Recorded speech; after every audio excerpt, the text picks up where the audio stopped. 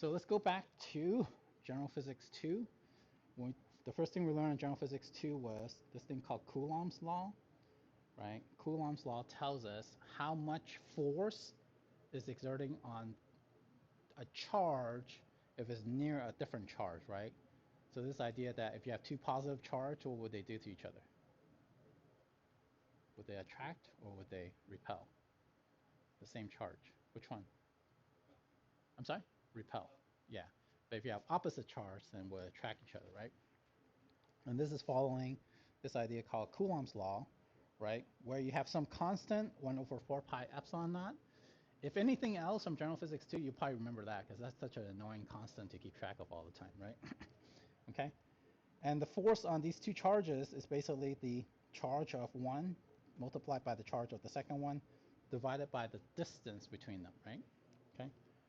We're not going to do anything with Coulomb's law because it's, instead of, so Coulomb's law is good if you're dealing with one charge, two charge, three charge, right? But in electronics, as I said, right, you're going to be dealing with billions and billions of charges, right? But what's really useful is that just to kind of have the fundamental concept is why does my phone work is because of Coulomb's law, right? The fact that you can put charges here and cause other charges to move wherever you want it, right? The idea is that, right, if I want, let's say this little charge here, Q, right? Um, let's call this Q, right? If I want it to move in this direction, right, how do I do that, right? Let's say this is a positive charge, right? I can put a positive charge here, right, to make that occur, right? Or I can put a negative charge here to make that occur, right? So by arranging charge in a certain way, you can manipulate other charges, right?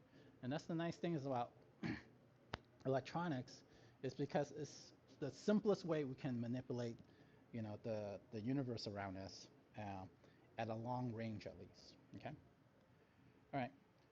So this is a good concept to just have in the back of your mind, but in reality, the way we apply these is actually not by dealing with Coulomb's law. It's actually by going through this idea called the electric field, right? An electric field is basically how big of a force a charge Q2, this guy, will have, right, in a field of E, right? So in this case, the electric field will be like created by this point charge will be like radiating outward like this, okay? Right? So that's the electric field. Unfortunately, I don't have space on the other side, okay? Right? And since the electric field, right, compared to the force, right, the only difference is that, if you multiply the electric field by the charge, right, you get the force, right? So if you get rid of this charge, then we basically have the electric field, right? This is sounding familiar, right? Okay. And electric field is just easier for us to deal with in the future, okay? From general physics 2, you probably have heard of magnetic fields, right? The magnetic field, so electrons do respond to both electric field and magnetic field. We're not going to be dealing with too much magnetic field in this class because it's just much harder to deal with and also not as useful. It tends to be that, if you have some sort of electronic device, you actually shield it from magnetic field so you're not affected by the magnetic field. Okay, you try to get away from magnetic field as much as possible. So that's why if anyone has an old phone, if you take it apart, right behind the screen is actually basically a sheet of metal, and that sheet of metal is basically just magnetic shielding. Okay, that's why iPhone also makes their phone out of. Do they still make it out of aluminum? Right, metal. Right. That's why a lot of electronic devices are encased in metal. Okay, it's to shield itself from magnetic field. Okay. So now we have electric field. Okay.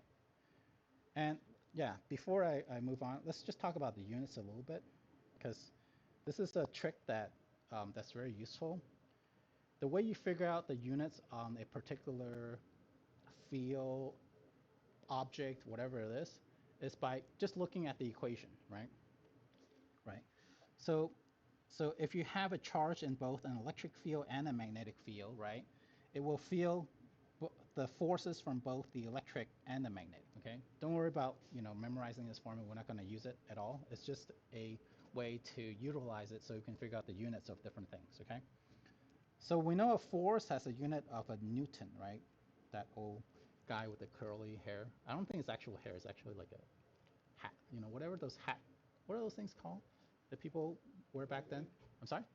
Wig, yeah, exactly. It's actually a wig, right, with the curly hair. Okay, so the left-hand side has to have units of Newton, right? A charge, the base unit for a charge is a Coulomb, right? And therefore, right, what units does an electric field have to have? Anyone wants to tell me? What's the unit for an electric field?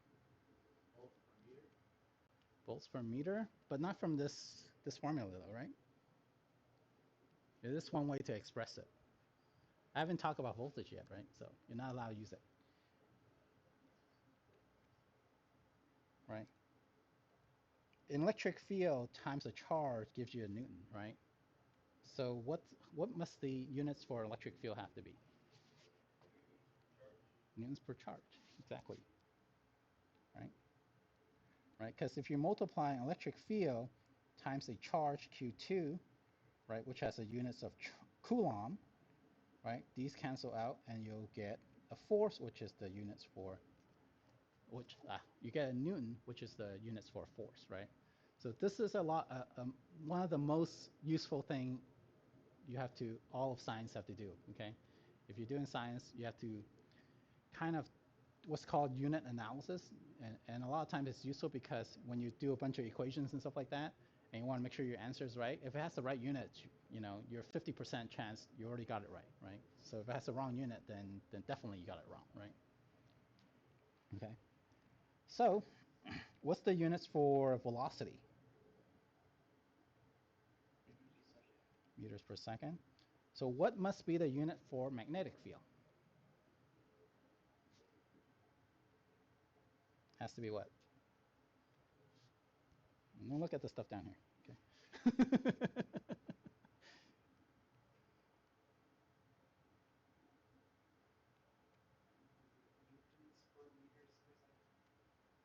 Per meter per second, right? And then this multiplied by charge also, right? For Coulomb, right? All right. This is actually, then move to the right, right? If I simplify this a little bit, okay, right? I'm going to rewrite it like this: Newton per Coulomb per second per meter, okay? A Coulomb per second is how much charge per second, right? What type of thing what quantity has something that's charged per second? Yeah, current, right? In ampere, okay? So the units for magnetic field is actually newtons per amp meter, okay? Also known as a Tesla. If I can't spell that. Driving that stupid car this weekend. Tesla, okay? So this is so a Tesla is a unit per amp per meter, okay? Right? And this is, you know, the concept of electric field and magnetic field is not the important thing here. It's just this unit analysis. So in your lab, right, when you do a little calculation and the unit comes out different than what you expect it to be, you know something went wrong, right? Okay. Right. Any questions about unit analysis? Right. Okay. It's just a really good way to check that your calculation is correct. Okay. Next section is about voltage. Okay. So you can see here. So this is like the fourth chapter in General Physics 2, right? And this is a subsection, right? 1.2. So 1.2 is a section, and then 0.2 is the one subsection, right? Okay. Um, so when we're dealing with electronics, we're not dealing with one or two or three or five or a million or 1,000 charges. We're dealing with billions and billions of charges at the same time. Okay. So all these charges are going to be moving all together somehow in some direction. Okay. So instead of trying to figure out, you know, the exact Coulomb force between, you know, of these billion charges, right, which will take you, you know, the life of the universe in order to calculate, right, we come up with this quantity called, well, potential, okay, but let's just first figure out where does this come from, okay? It's known as electric potential energy, okay? So electric potential energy is basically the same thing as, like, for example, gravitational potential energy. Okay, you should think about it the same way. Okay, so if I go outside here through these stairs outside, right, and this is a very typical example, right? If I walk up the second floor, right, I don't know why I have 3 arms, okay, right, walk up to the second floor, okay, what type of energy do I gain or lose?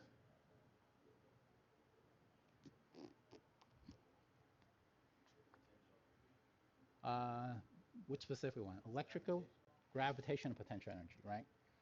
Right, and usually that's symbolized by the symbol UG or U grav or something like that, okay? Right, and that's equal to mg, the height, right? Okay, okay.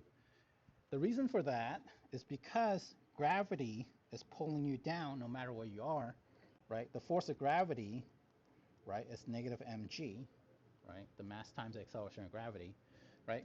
When you translate a distance of h against gravity, right, you convert it that you have that force times the distance you travel, right? A force times the distance. What is that? You guys remember that from General Physics 1, actually? Work, right? You did work on yourself, right? And that work gets translated into gravitational potential energy, right? So this is, you know, basically negative of the work that you did, okay? Similarly, okay, if I have, instead of me walking up the stairs, let's say an electron, right? And we have an electric field. Let's draw that in green. Actually, instead of an electron, can I use a positron? It's just to make the symbol, the analogy even closer, okay? You have a positively charged electron known as a positron, okay? It's the same thing but with a positive charge, okay? The Instead of the gravitational field, now we have an electric field, right? Because electric field affects charges, gravitational field affects things with mass, right? Okay. So instead of walking up the stairs, now we translate this electron from its initial position to some final position up here. This little positively charged electron called a positron, right? Right? Okay. What will be the potential energy of that positron?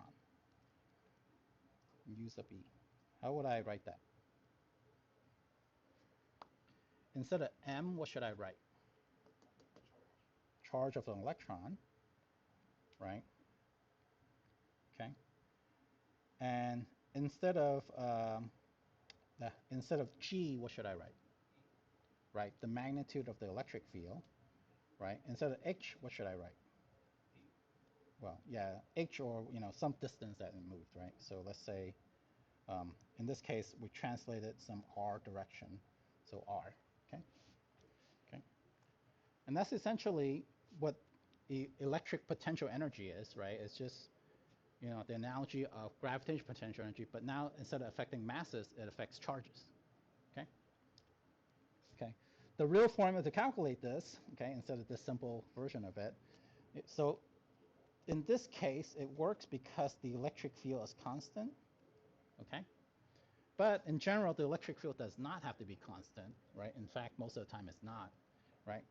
In that case, you actually have to do a little integration, right, from the initial position of the object to the final position of the object, right? You do that integral, and then you figure out how much potential energy is stored. Since the charge is constant, it's the same charge no matter what, right? Then you can actually pull that out of the integral, okay? Right? And remember this negative sign, right? This negative sign comes from the fact that when you apply a negative force, you gain when you do work against a negative force, you gain potential energy, right? But now, right, you're doing work against a force that's downward, so it's the opposite direction that the force is in, right? That's why that negative sign is always there. Okay, but all of this came from General Physics 2, okay? And in General Physics 2, instead of dealing with electric potential energy, a lot of times we just deal with what? Okay. what do we simplify it with? Voltage or just electric potential, right? So we just basically slash the energy part and call it voltage, okay? Okay. You can call it potential difference, electric potential, or you can call it voltage in this class, okay? Voltage is technically the unit for potential difference, but it's so synonymous that everyone uses it, okay? So therefore, all we have to do in order to convert electric potential energy is just by dividing out this charge, okay? So this charge goes away, right? So all you're integrating, okay, is going to be that electric field, right? Did they flip the sign also? Oh no, they flipped the, no, they kept it the same. Okay. Be a little careful. If you were doing like a theoretical calculation, it would matter, but right now we're just kind of concerned with the magnitude of it. Okay, so that's why I think that technically there is a negative sign here. Okay, the book just kind of skipped that. Okay. Okay. And the idea for this is that, well, let's say you have some non-uniform electric field, for example, from a point charge, right? So this is the charge, little lowercase q, right? And the electric field from a point charge kind of radiates outward like this, right?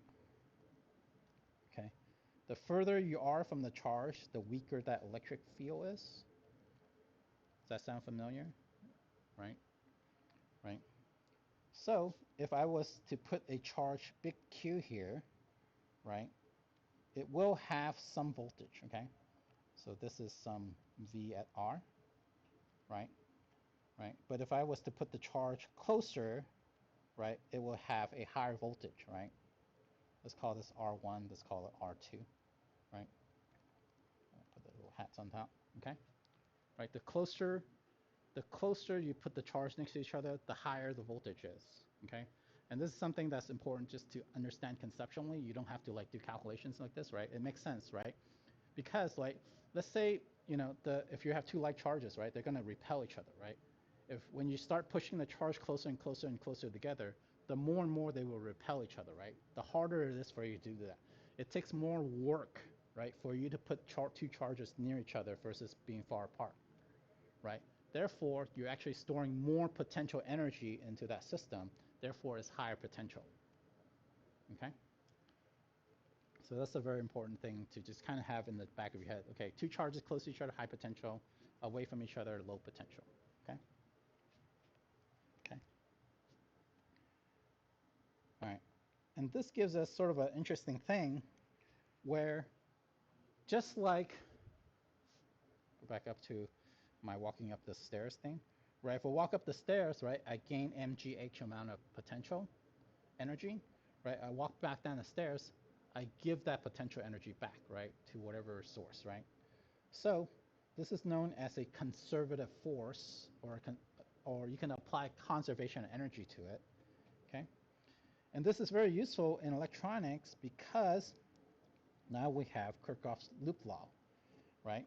Where we're going to abstract the situation where, oh, okay, so let's say I'm at some point on a circuit, right? I don't even know what these elements are, right? Let's say like this, right? Is like some element 1, element 2, you know, it's just stuff. It doesn't actually matter what it is, okay? Okay. If you were to think about, oh, there's an electron on this part of the circuit, and this electron has to transverse over here, and maybe it gains some voltage when it goes up here, and it gains some voltage when it goes through this second device, right? And it drops some voltage when it goes across this device, right? Whatever amount of energy that electron has, if it came back to the same point, it should have what amount of energy? It's the same, right? So therefore, this is where, right? So if we're going to call this point, right, let's say V1, V2, V3, right? Therefore, right, the sum of, well, let's just do the V1 plus V2 plus V3 has to add up to 0, right? So that's why one of them has to be negative, right? Or maybe two of them is negative, one is positive, right? okay? But the sum of all three things has to add up to 0, right? Because you end up at the same point, you better have the same amount of potential energy, right? Just as if you walk up to, no matter how many floors up Noragi you walked up, right? When you get back to the ground, right, you still have the same amount of gravitational potential energy, right? No matter which path you take. Okay? And this is known as Kirchhoff's law, and we're going to have multiple, practice of that in the pre-lab, right, the first week. Okay. All right. Now let's talk about current, right? Current is just charges moving, right? And in general physics, we have this idea called the current density, right, where you can actually calculate the drift velocity. This is known as the drift velocity. I'm not going to deal too much with that. This is known as the charge density. N is the charge density. I just want you guys to have a picture of it. You don't have to, we're not going to do any calculation with current. I think there is one problem in the homework. That's just, hopefully it's just a unit conversion thing. Okay. But what you need to kind of imagine when we're dealing with electronic circuit, right, is that you have some wire. This is a really, really big wire, okay, blown up, right? When you apply a electric field to it, oops, let's say the electric field is pointed this way, okay? In reality, what's happening is that you're going to have electrons that's going to be kind of bouncing around all over the place, okay? Basically drifting towards the left, okay? That's what's happening in reality. What we calculate on paper instead is basically positive charge moving to the right, okay? So positive charge follows the direction of electric field, negative charge goes the opposite of direction of electric field, right? Even though in reality it's the electrons that's moving to the left, we think about it on our circuit board that is some sort of positive, mystery. It's not mystery actually. It's some positive charge moving to the right, just so we don't have to flip the direction all the time. Okay? Okay. So when I say, oh, the current is flowing from left to right, I really mean it's electrons flowing from right to left. Okay, but that's just the problem with reality conflicting with the sign convention that those of you who took general physics from me know it's Benjamin Franklin who came up with that sign convention. He had a 50-50 chance of getting it right, but it didn't. So okay, because back in the day, right, in the 1700s, people doesn't know anything about electrons or protons, right? So he just assumed it's positive charge that's actually moving around. Okay. Okay.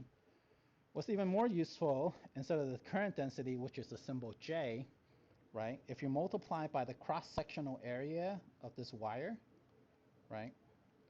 Oops, go back down, right? Then you get the current, right? And that's actually what we measure most of the time, right? Because it's really hard for you to measure, per cross-sectional area how much current is passing through it. But if I just take this whole wire, right, I can measure how many electrons coming out of it. Okay, so whatever if I connect my device to some sort of amp meter, things that measures current, right, I can count how many electrons is falling out of this end of the wire and therefore calculate how much current is going through it. Okay, so I is actually what we usually use most of the time, right?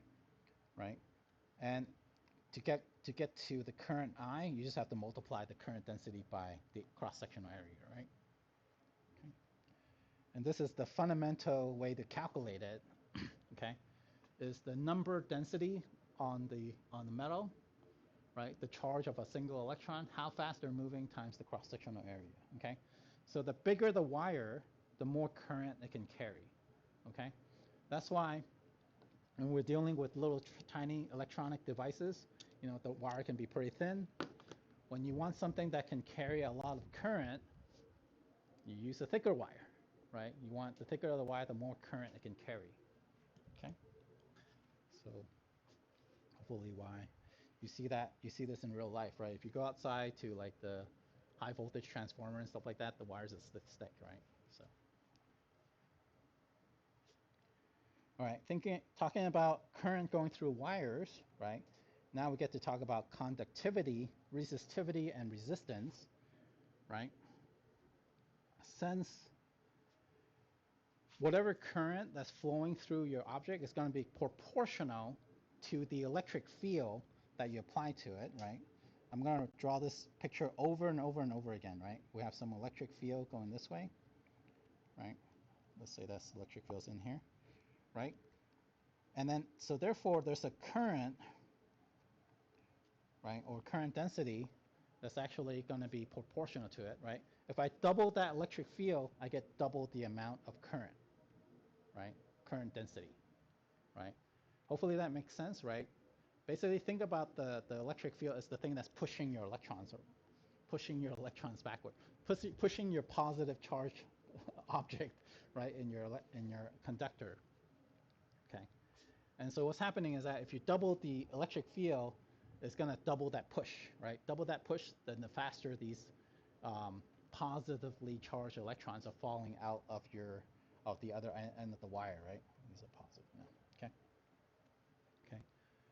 So the bigger your electric field, the bigger your current. The constant between the two is known as conductivity. That's what this G is, okay? In your General Physics 2 textbook, they use the symbol sigma, okay? Right? Those of you who use I think the Knight's book will have the symbol sigma. OpenStax, I'm not sure what symbol they use, okay? But in this textbook, they use the constant G, okay? Okay. And this G, right, is basically a way so that we can figure out what is the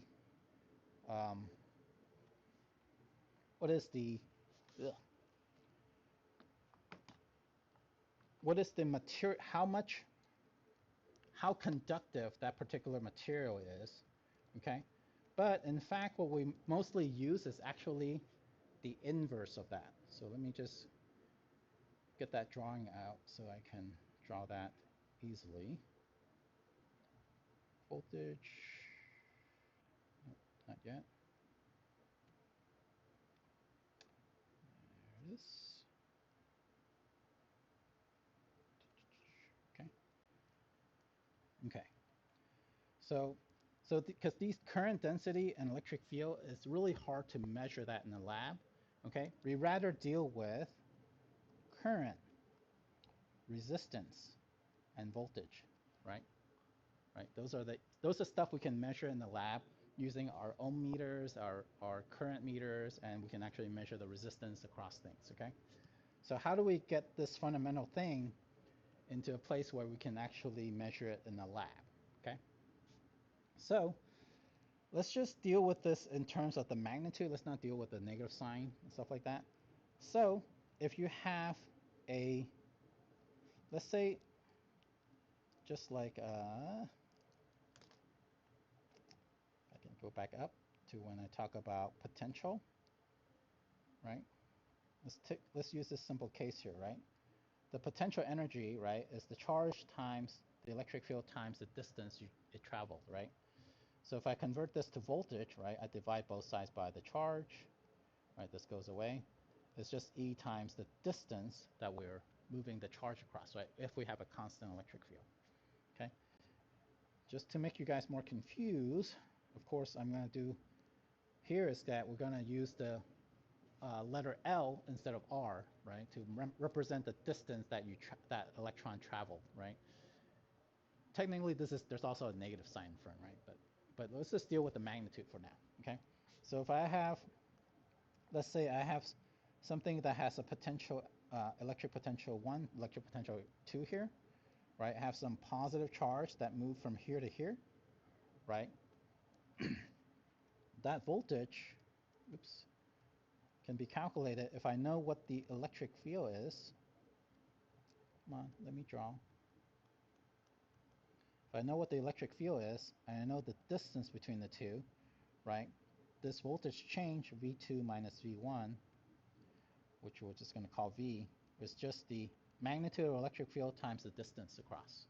Okay, how far, right? Just like if I was to transport myself from the ground up to the 3rd floor, right? The way I calculate that, the potential that I got was that, well, the potential energy is basically my mass times the acceleration of gravity times the distance I teleported up, right?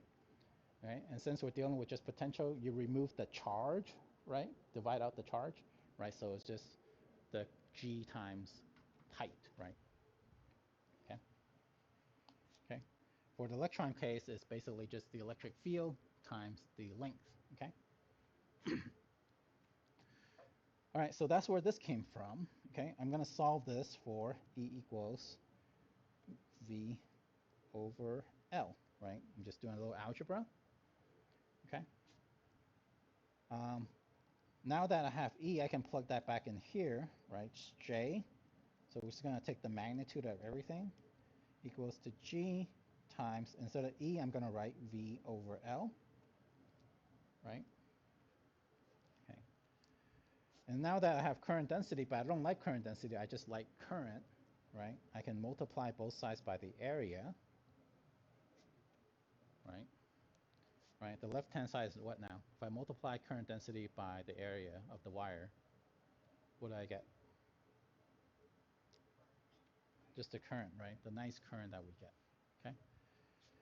All right, all these symbols are kind of jumbled up together.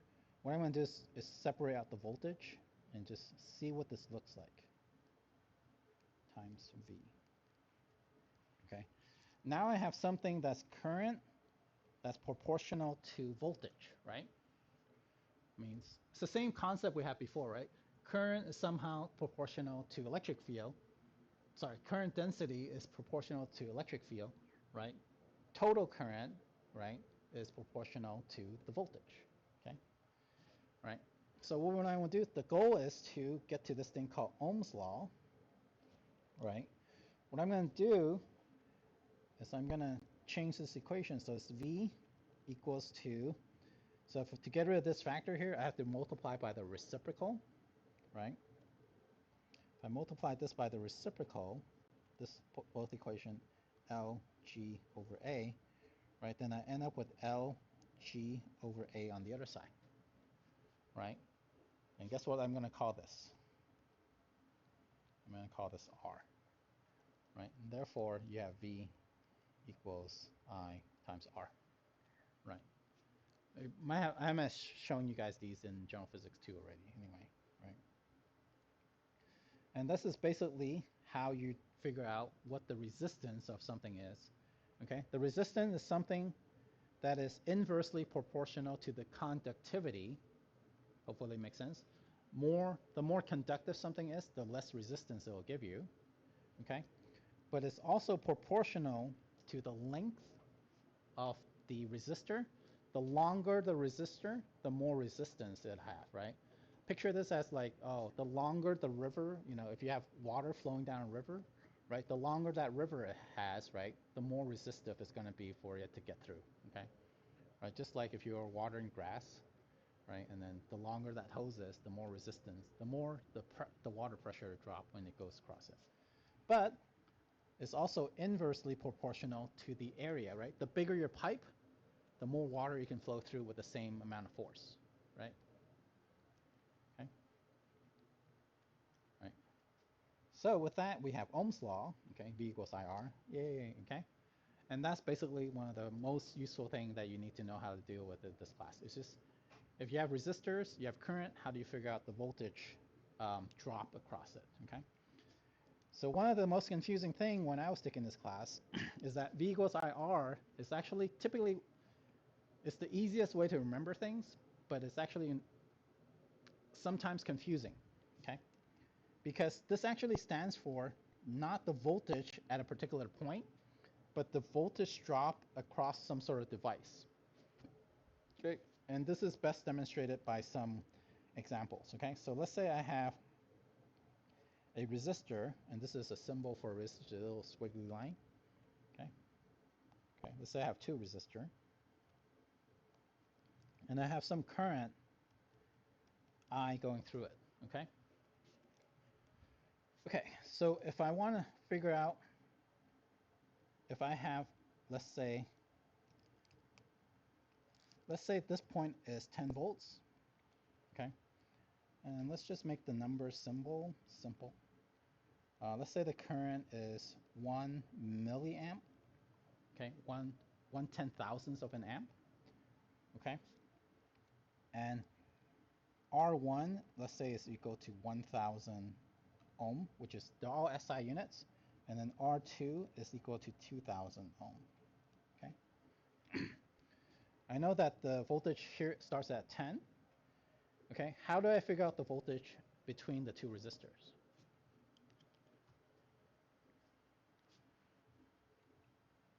What do I multiply by? Okay, so if I just apply this formula blindly, right? Well, I is a current, R is a resistor, so we're talking about resistor 1, right? So shouldn't it be R1 times I, right? 1 milliamp times 1,000 ohm, right? And this milli means 10 to the minus 3, right? Right, so that actually cancel out. Shouldn't this be 1 volt? Is that the right answer? Let's call this V1 and V2. Is the answer 1 volt? Ivan is shaking his head. Why are you shaking your head? I just applied the formula. Is the formula lying to me?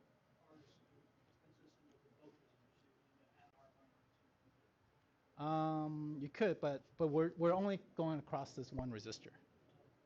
Anyone else wants to chime in why my answer is wrong? I mean, the formula tells me V equals IR, right? I want to calculate V here. Why shouldn't I just multiply I and R together? Why is it 9? Why is it the formula told me it's 1. 10 minus the voltage drop and subtract from the voltage. Right. So Ohm's law tells you the voltage drop across devices.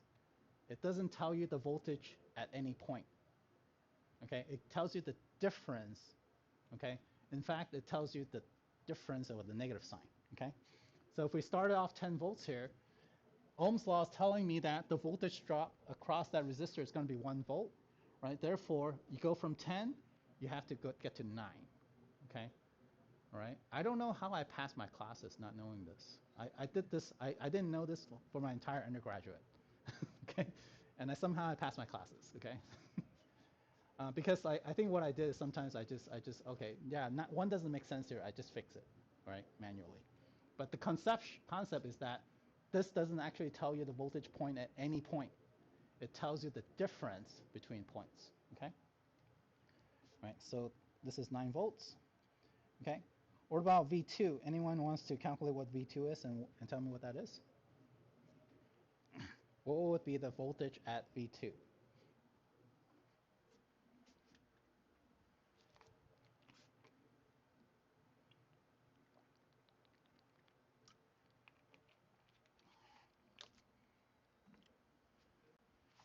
Sorry? 7, right? Because, right, R2 is twice as big compared to R1. So R2 times I is 2 volts, right? 2,000 times 10 to the minus 3, right? So, but that doesn't tell you what the voltage is. It tells you that the change here goes from 9, right? You lose 2 volts, and therefore it gets to 7 volts, okay? Right? So that's one of the most important things, okay? All right. There's also this idea of resistivity, okay, where if you don't want the dimension, right? If you want to get rid of this dimensionality, right? 1 over G is basically known as resistivity, which is in this book is uses the letter rho, R-O-H, right? And resistivity actually depends on temperature, okay, of a material. So if I heat up a resistor, as a resistor gets hotter and hotter and hotter, okay, it actually increases its resistivity, okay? That's why when your computer, right, it operates, I think somewhere between, 0 degrees Celsius to like maybe 50 degrees Celsius. If it goes hotter than that, your computer just shuts down, right? Right? And the reason for that is that basically all the components inside your computer is set up so it has a certain resistance to it, and therefore, all these voltage drop is well defined, right? If it's operating way beyond its design temperature, what happens is that all these resistance just goes way high, and then your actual device is actually not operating properly. Okay, and that's the idea. And I'm not sure I still kept the homework problem, but this is something that's just good to keep in mind, that resistance depends on temperature, okay? And those of you taking experimental lab from me next semester, there's actually a lab on that too. It's kind of neat. Okay. Let's see what time we got. 3:30. How much we got left? We got power, capacitors. Okay. And transform. Oh, that's pretty quick. Okay. So we got maybe like another 15 minutes. Okay. Um, uh, hopefully, like most of this is like review stuff. You've seen it, and it's like, oh, this is a long, yes, this was a year ago. Okay. The idea is that just to remind you that, oh, these are the stuff you need to remember from General Physics 2, and then go look it up, and then we'll have some problems on it. Okay. Okay. So the other important things to note about circuits is that how much power is being dissipated by that circuit. Okay. And in fact, what I'm going to do is kind of just give you the formula instead. Okay. So whenever you have a device, let me just draw a device, right? So let's say I have some battery. Everybody recognizes this symbol, right? If I drive current through a resistor, through a battery, right? Say like that, right? The change in voltage between these 2 points should be equal to what?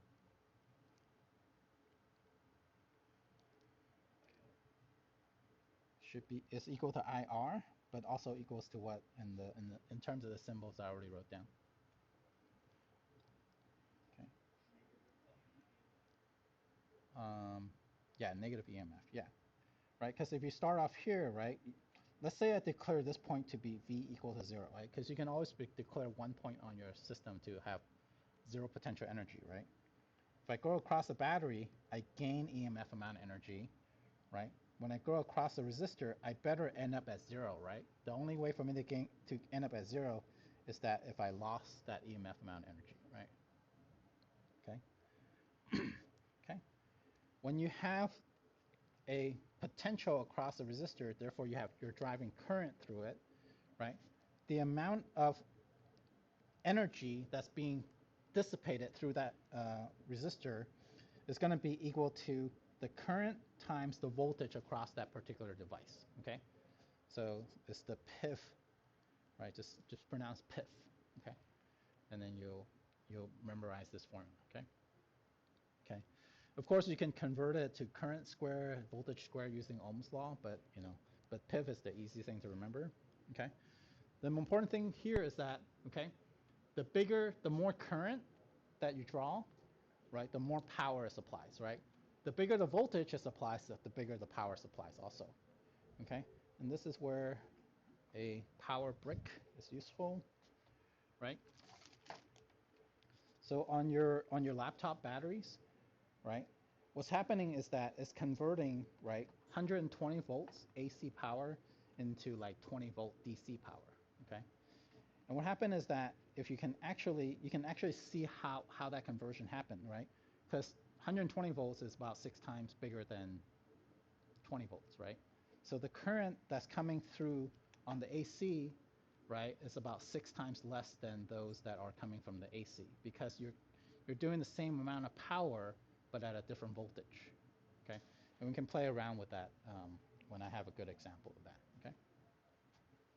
Okay, but that's the idea of power, and this is the reason why, right? As you plug in and you charge your laptop, right, the power brick gets hot, right? The reason it gets hot is that that amount of power is actually being dissipated by the little resistors that's inside your power brick. Okay. Okay. I'm going to kind of go through this kind of fast. Okay. That's a little section about power. Okay. Capacitors. Okay. Capacitors are very useful device because they store charges. And, when you think about, okay, the ability to store charges is a big deal, right? I can make a battery that does that, right? Okay?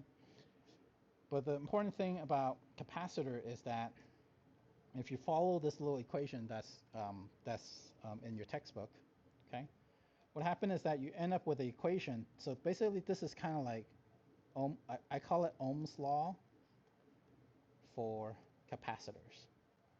It's not, no one calls it that, it's just me, okay? But the idea is that if you have some sort of capacitor and you have some voltage, you can calculate how much charge is on that capacitor. Okay, the amount of charge Q is equal to the voltage across that capacitor times C. Okay, what's usually more useful is that, well, the voltage across the capacitor is actually the charge on it divided by C, right? Right? Because the reason why I call it Ohm's law is that, let's say I have a battery like this, right? I have a capacitor like this and a resistor, and now this is actually can't be a battery anymore because it has to be an AC source. Okay, it's just an alternating current, right? As opposed, because actually, if you connect a battery to a capacitor, no current can go through because you have to have an oscillating current in order to do that. Okay, so this formula here gives you basically the voltage drop across that capacitor, right? And then Ohm's law gives you the voltage drop across the resistor, okay? So that's why I call this equation basically Ohm's law for capacitors, right? Hopefully that makes sense, right? It's a way for you to figure out, okay, if I have a certain amount of charge and a certain capacitance, the C is not Coulomb. Ooh, yeah, that's important, right? It's called the capacitance, okay? That C stands for capacitance. It's basically the geometry of that capacitor determines that, okay? Right? Another thing that's neat, okay, when you're dealing with capacitor is that charge, current is related to charge by a time derivative, right? How much charge are you losing per second, right? That's current, right? Okay. And we're going to use this in order to play around with alternating current circuits, which is going to be on chapter 2. But just to keep this in mind, the relationship between charge and current, okay? How much charge you're losing per second, that's current, okay? Right? You can even figure this out by units, right? So this is a Coulomb, this is a second, right? A Coulomb per second is a unit for current, right? Or an ampere, right? Okay? And you can increase capacitance of things by putting these things called dielectric between things, but let's not worry too much about it. So what happened is that on an electrical circuit diagram, you'll often see different types of symbols for capacitor. So this is a polarized capacitor. Okay, right? This thing means that the current has to flow that way, okay? Right, and this is just a regular capacitor, and sometimes you see this symbol where it's like, it's just a block instead. These are all just symbols on a circuit diagram for capacitors, okay? That's why when I drew that diagram up there, or is it up here? Right, these two parallel plate means a capacitor, okay? The little squiggly line means a resistor. And then we're going to tell you the next thing, which is an inductor, right? This is where there's magnetic fields involved in inductor. We're not going to deal with that too much in this class, okay? We're going to try to stay away from magnetic field as much as possible. What's important is this quantity called inductance, okay? And you can derive this quantity of inductance by just wrapping a bunch of wires around a coil, and then you can do a bunch of geometry to calculate this. So it's just a couple of lines of algebra, right? What this does is allows you to basically gives you the inductor version of Ohm's law.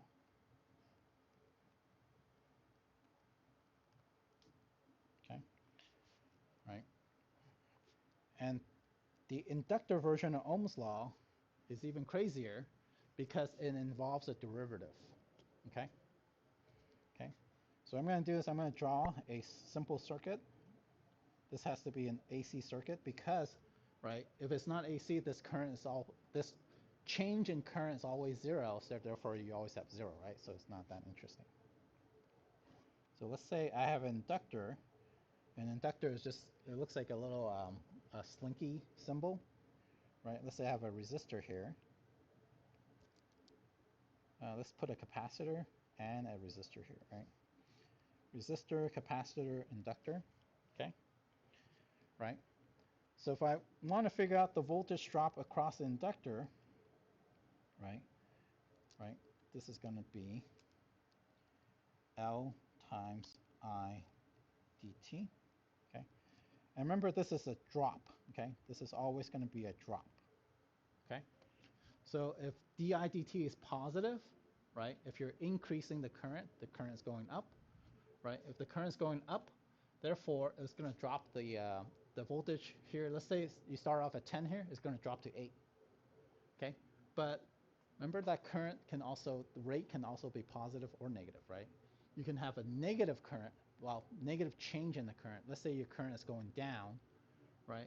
So this part is negative, so the voltage drop is negative. A drop of a negative is a positive, right? So if you start off at 10 volts here, you actually end up with 12, okay? And this is a way to actually increase and decrease voltage, right, on circuits, okay? For example here, right, there's actually an inductor that's basically also known as a transformer. It drops the 120 volts to 20 volts for me, right? And that's how you can manipulate voltages, okay? Right? And once again, this is the, what is this one? This is Q over C, right? That's the capacitor version of Ohm's law, and then Ohm's law is just Ohm's law, right? Right. So all these three equations are the most useful thing, all right, that you have to deal with the first couple of labs, because you're going to be dealing with inductors, capacitors, resistors at first, okay? And you need to figure out what the voltage drop across all these things are depending on the conditions, okay? Okay. We already mentioned transformer a little bit with my little power break, but the idea of a transformer, we're actually not going to deal with this in this class. You can actually change voltages by just basically taking the ratios. Don't write this down. I don't think we need to cover it. But the idea is that the more coils, so don't even worry about the formula and stuff like that. The more coils you wrap around this core material, the higher this voltage will be when it comes out, okay? Because what happened is that the more coils it has, as the magnetic field goes through this core, the more flux, magnetic flux occurs in that wire.